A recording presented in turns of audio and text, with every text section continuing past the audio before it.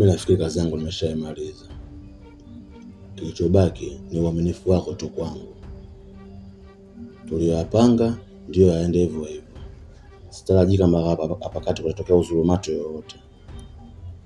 Na kuomba uwe mwaminifu.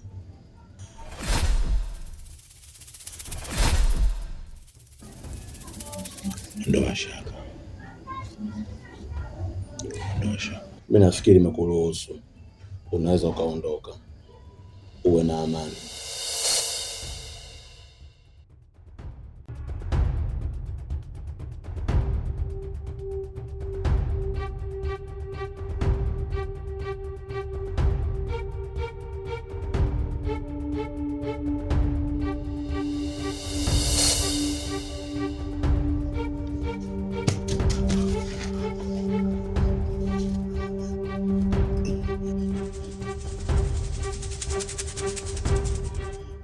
Mtaalamu, mimi nimekuja mtaalamu wangu. Naomba msaada wako.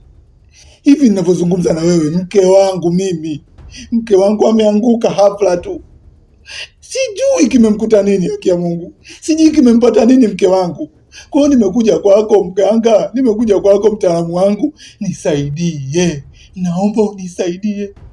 Vidawa angalau mke wangu akazinduke, apate ahueni. Naomba unisaidie, niko chini ya miguu yako baba.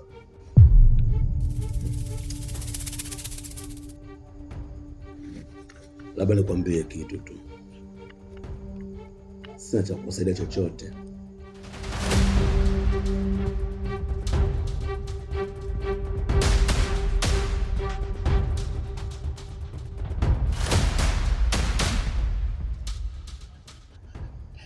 Ganga, mtaalamu, wewe ndiye tunaokutegemea. Ukisema huna cha kunisaidia, ni kama unaninyanyapaa, ni kama unaninyanyasa, ni kama unanibagua.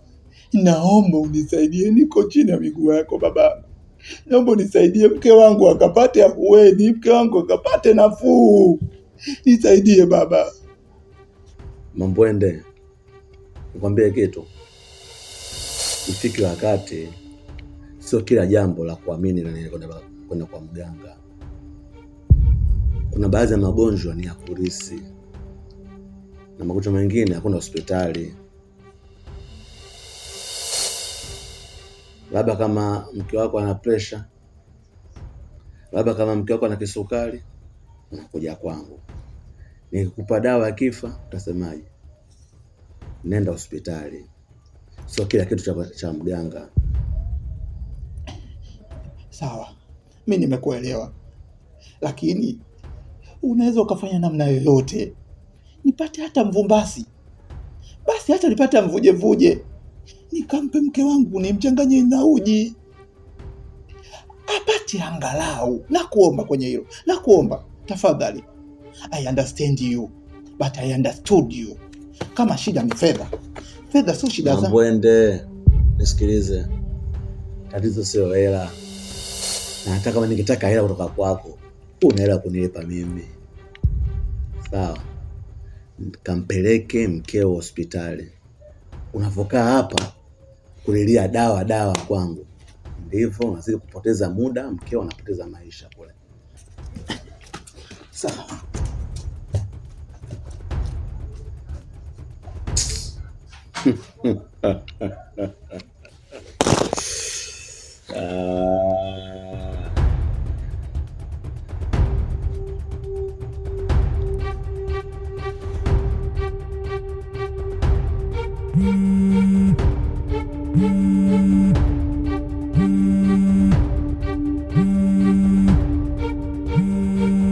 Naam Sheikh. Naam Ustaz, nakusikia kaka.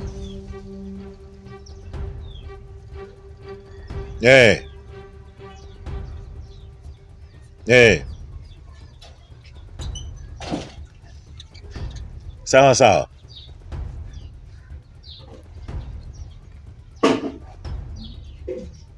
Ndiyo. Sawa. Sasa katika hilo shekhe, mimi naomba nikutoe wasiwasi ndugu yangu. Wewe ondoa wasiwasi na mimi ninakushukuru sana kwa hilo jambo kwenda sawa. Naam shekhe, nakuamini mimi na wewe tena.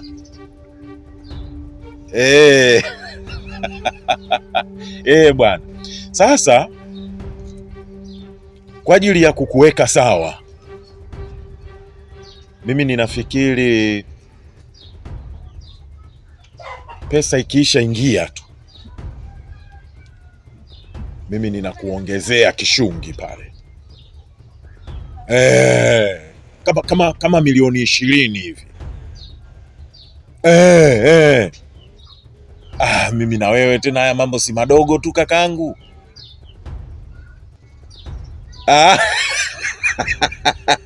Auishi maajabu ndugu yangu. Sawa, sasa wewe kuwa na amani. Nafikiri mambo yakienda vizuri kama ambavyo tumepanga na Mwenyezi Mungu akitufanyia shani yake, basi hilo jambo limeisha.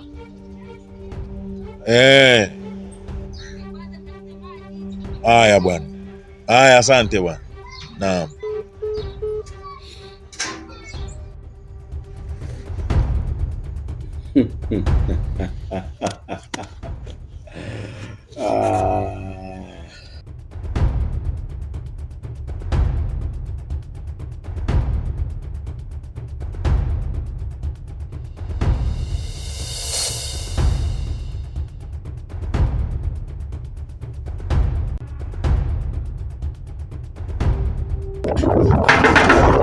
Shemeji! Shemeji! Nakuja.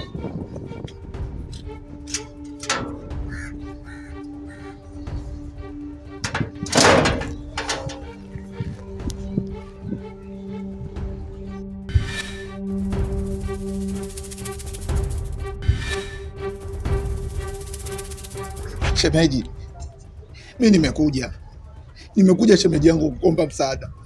Ni hivi ninavyozungumza na wewe, mdogo wako amepatwa na matatizo, na hilo tatizo linahitaji hela. Mimi hapa ninavyozungumza sina hata shilingi 10. Kwa hiyo nimekuja hapa kukuomba msaada shemeji yangu. Naomba unisaidie kiasi chochote ulichokuwa nacho, nimpeleke hospitali. Mimi nitakulipa hela yako baada ya siku 2-3 tu, nitakulipa shemeji. Naomba unisaidie kwa hilo, naomba unisaidie shemeji yangu. Umesikia hapa shirika la msaada au umesikia hapa wanatoa misaada?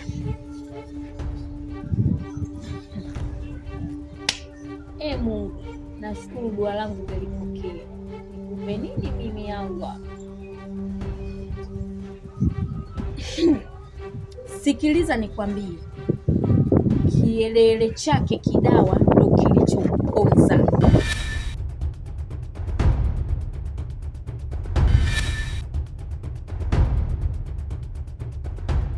Shemeji, Kidawa na wewe ni mtu na ndugu yake. Unapozungumza wa maneno, mimi unaniacha njia panda. Mimi nimekuja hapa kukuomba wewe msaada tu. Naomba unisaidie shemeji yangu. Nisaidie tu. Hayo masuala ya kumchukia achana nayo. Mimi naomba unisaidie kiasi chochote ulichokuwa nacho. Nimpeleke hospitali. Haki ya Mungu. Mimi naomba unipe kiasi chochote, mimi nitakurudishia. Nikopeshe tu shemeji yangu. Niamini kwenye hilo. Nakuomba tafadhali. Nani alokuambia kwamba mimi Kidawa ndugu yangu? Yeye anajifanya kauzibe kwenye mipango ya watu Sasa ninachokwambia, hapa ondoka. Hapa nimekwambia ondoka.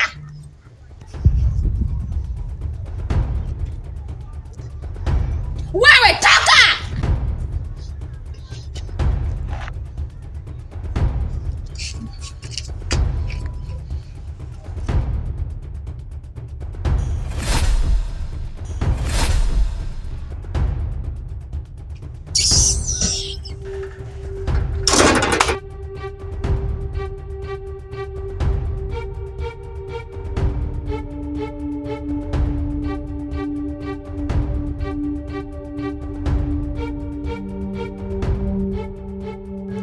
Nimekuja kukupa onyo.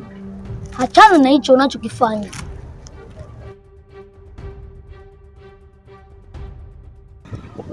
Unaongea hivyo kama nani? Sikia nikwambie kitu. Afrika Mashariki na Kati wananijua mimi nani.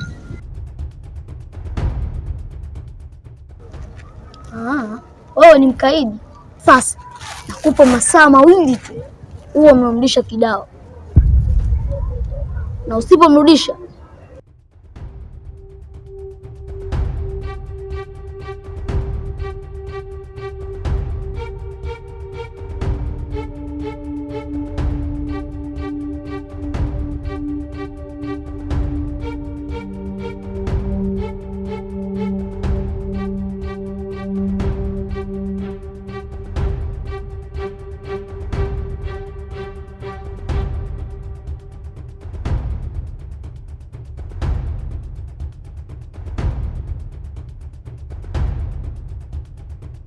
huyu mtoto naye anaitolea wapi jeuri? Ama kweli marehemu alikuwa mbishi, ila ngoja tuone itakuwaje.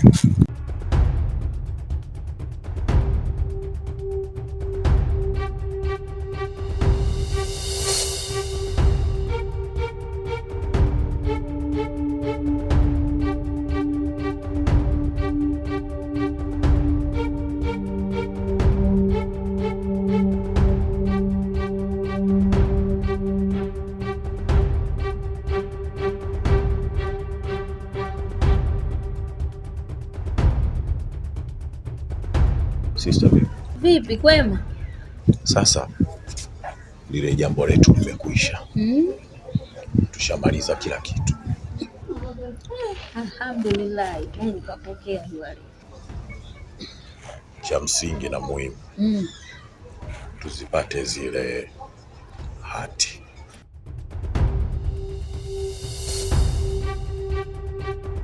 Sasa tutazipataje? Na Kidao hapo kashakufa, hujakutana na mmewe hapo? Alifuata nini? Kaja kuomba msaada, kaja kunikopa hela nimpe ampeleke Kidao hospitali, nimemtimua. Kwa hiyo sasa hivi ndo anaona kuna maana ya sisi kuwepo, au si? Sasa wewe achana naye, tujue namna ya kuzipata zile hati. Sawa? Sawa. Na hilo swala niachie mimi.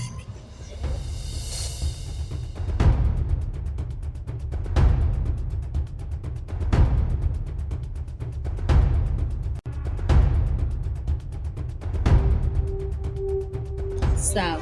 Mimi ndo nitajua ninafanya nini, tunazipata vipi, na zitakuwa chini ya himaya yetu kwa namna gani. Sawa. Nakuachia Hilo kuwa na amani. Mimi si ndo maana nakwenda.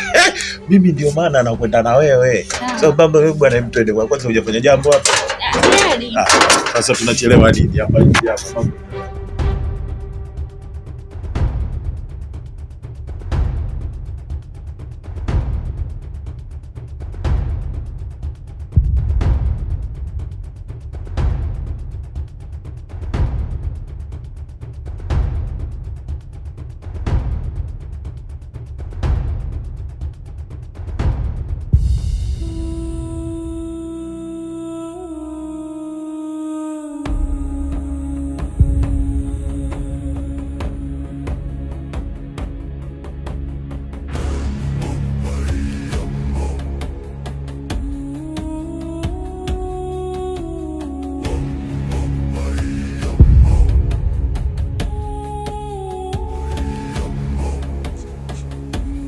Mke wangu,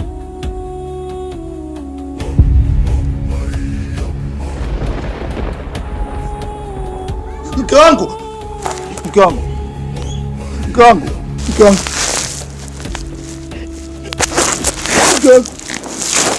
mke wangu, amka basi, mke wangu, amka, mke wangu, mke wangu, amka, amka, mke wangu, mke wangu, amka.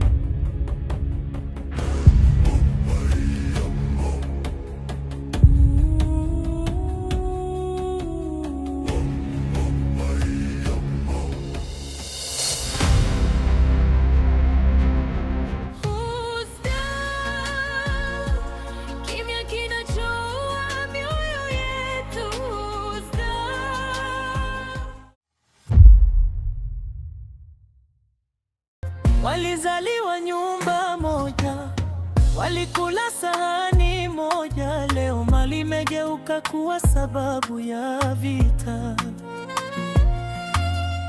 Kaka na dada wameficha tabasamu, nyamio mioyo, kuna mipango ya maumivu. Mdogo wao wa kike ameolewa mbali, lakini hati ya nyumba ipo mikononi mwake. Wanasema huu ni urithi wetu wote, lakini tamaa imefumba macho yao wote. Husda imeingia ndani ya familia, upendo umegeuka kuwa chuki na mateso. Wanataka kuuza nyumba ya wazazi, wanasahau damu iliyo